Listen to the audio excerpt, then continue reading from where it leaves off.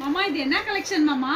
இது பாத்தீங்கன்னா Tanvika sorry. Tanvika sorry. ஆமாமா, இது பாருங்க நாம தான் இளம்பிலே புதுசா லான்ச்சிங் பண்ணிருக்கோம். அப்படியா? ஆமா, லெனின் காட்டன்லயே பைப்பிங் பார்டரோட நாம தான் சின்ன பார்டரோட நாம கொடுத்துருக்கோம். அதுல பாருங்க கலர்ஸ் நிறைய அவைலபிளா இருக்கு.